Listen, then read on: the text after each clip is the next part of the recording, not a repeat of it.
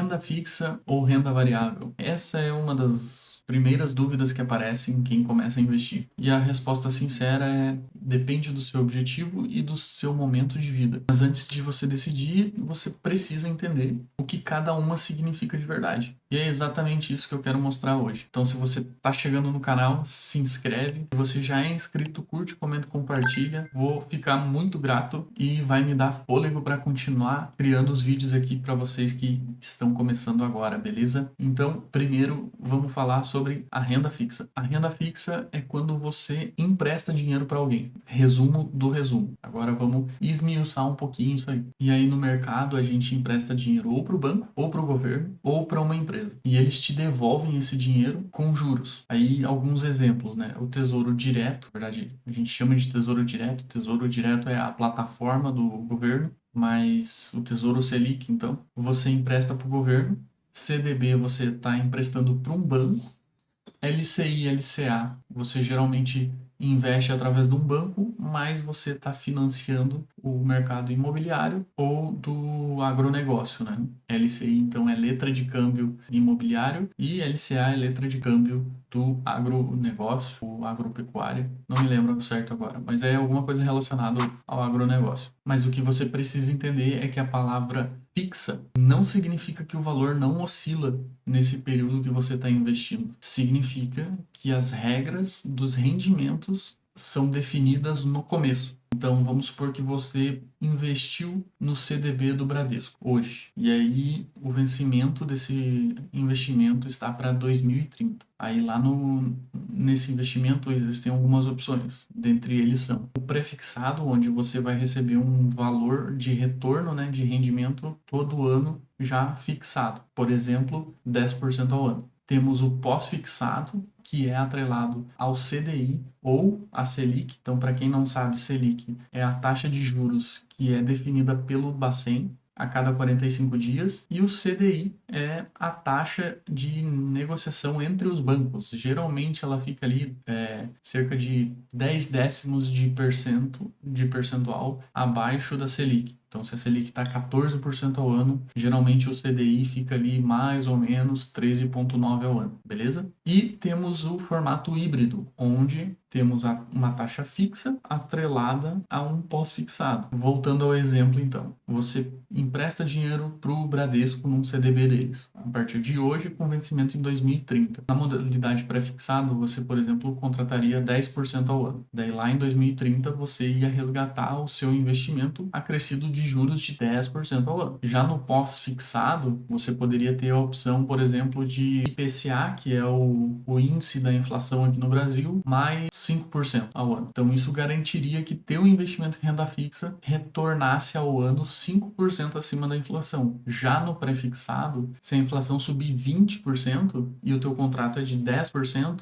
na verdade você teve uma perda aqui, né, real, porque 10% é o retorno nominal. O retorno real é a inflação do período, descontando aí o retorno, né? Então, no caso, nesse exemplo, o IPCA ficou 20% e o teu retorno no pré-fixado é 10%, você teve uma perda de poder de compra ali de 10%, um retorno de menos 10% ao ano, porque a inflação foi superior ao teu rendimento. Já no pós-fixado, que é esse formato híbrido, se a inflação for 20%, nesse pós-fixado, você tem a garantia de que vai render 20% mais 5% acima da inflação. Então, você teria um retorno real de 5%. Fechou? Outro fator que pouca gente comenta é que não é porque a renda se chama renda fixa que ela não oscila. Ela oscila sim. Se você investiu num CDB com o Bradesco, por exemplo, pegando o mesmo exemplo, com vencimento em 2030, seja ele pré-fixado, pós-fixado ou híbrido, que combina os dois, né? O pré mais um pós, que eu acabei de comentar. Se você tentar resgatar esse dinheiro antes do prazo do contrato,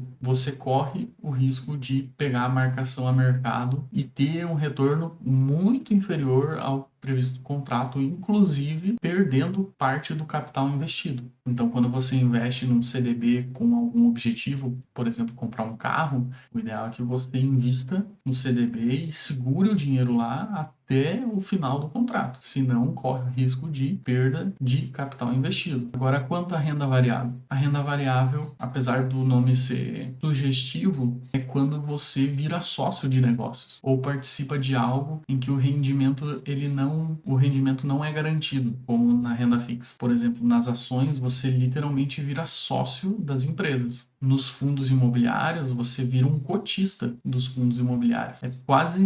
São sinônimos, né? Só com termos diferentes, porque são produtos financeiros diferentes. Os ETFs, que são fundos que replicam índices, você também é um cotista, né?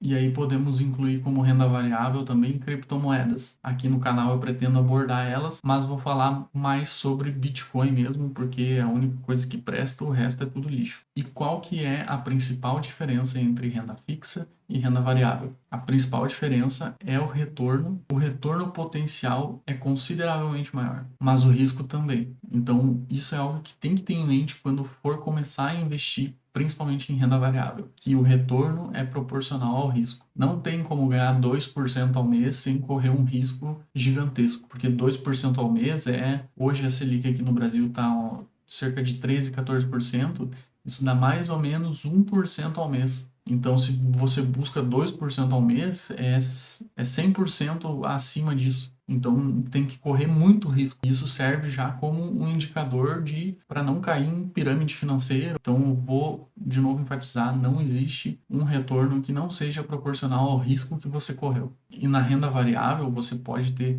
um retorno de 50% no ano, mas também pode ter um prejuízo de 30% ao ano. Prejuízo entre aspas, né? Porque você só vai ter o prejuízo quando realizar a venda. Se você não vender e tiver bons ativos e usar esse prejuízo, essa queda do mercado para comprar mais, o seu retorno lá na frente vai ser muito maior, né? Mas é por conta dessas particularidades, né, de retorno versus risco que se exige um conhecimento maior e um cuidado maior e uma maior tolerância a oscilações. Então, eu já vi meu patrimônio derreter 40% em questão de um mês, porque eu hoje tenho uma carteira que é 100% renda variável. Então, ela tem empresas que focam em crescimento, tem bastante Bitcoin na minha carteira, então ela oscila bastante e tem que ter uma mentalidade para suportar esse tipo de coisa e conhecimento para entender quando esse tipo de coisa acontece, o que fazer e o que não fazer. E esse é o objetivo aqui do canal, ajudar a ter esse tipo de conhecimento, esse tipo de mentalidade. Então, se você está começando, começa pela renda fixa, obviamente, monte sua reserva de emergência e se quer, eu recomendo, né, que não deixe de investir na renda variável no início, embora o foco maior é construir uma reserva de emergência e aplicar ela numa renda fixa, pega o valor que você vai destinar para guardar todos os meses e divide no mínimo em 50%. 50% para reserva, 50% para botar em produtos de renda fixa e talvez pegou 50%, dividiu, foi para reserva, os outros 50% divide 80% para renda fixa e 20% para renda variável. Assim você vai pegando ali um pouco do que é o mercado de renda variável. E aí, aos poucos, você vai assumindo mais risco dentro do seu perfil, né?